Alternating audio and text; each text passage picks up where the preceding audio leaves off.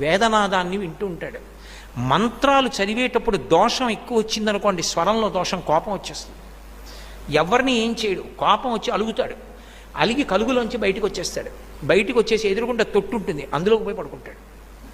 నేను లోపల ఉండనంటాడు. నాదం తప్పు వస్తోంది, స్వరం తప్పు వస్తోంది, నేను విన్నా మంత్రం అంటాడు. అప్పుడు వచ్చి మళ్ళీ స్వరంతో చదువుతారు మంత్రం. చదివి తప్పు అయిపోయిందయా, క్షమించు, నీ యథాస్థానాన్ని చేరమని అడుగుతారు. అప్పుడు ఒకసారి మళ్ళీ ఆ బుట్టలోంచి పైకి లేచి మళ్ళీ వెళ్ళిపోతాడు. అందరూ చూస్తుండగా జరుగుతుంది మోపిదేవిలో. నేను అబద్ధం చెప్పాను అనుకుంటున్నారేమో. మీరు కావాలంటే అర్చకుల్ని వెళ్ళి అడగండి, కిందే ఉంటుంది కలుగు, అందులోనే పడుకుని ఉంటాడు. అందరూ చూస్తుండగా బయటకు వస్తాడు. స్వరం తప్పినా, అనాచారం ఎక్కువైపోయినా బయటకు వచ్చేసి అలకపాన్ పెక్కి పడుకుంటాడు. మళ్ళీ వెళ్ళి వేదం స్వరంతో చెప్తే లోపలికి వెళ్ళిపోతాడు. ఆ నాదాన్ని ఇష్టపడతాడు కాబట్టి సర్పరూపంలో పడుకుంటాడు. చిన్న అపరాధం జరిగింది, ఒకసారి బ్రహ్మగారిని నిగ్రహించాడు. ఆ కారణానికి వచ్చి పుట్టలో పడుకుని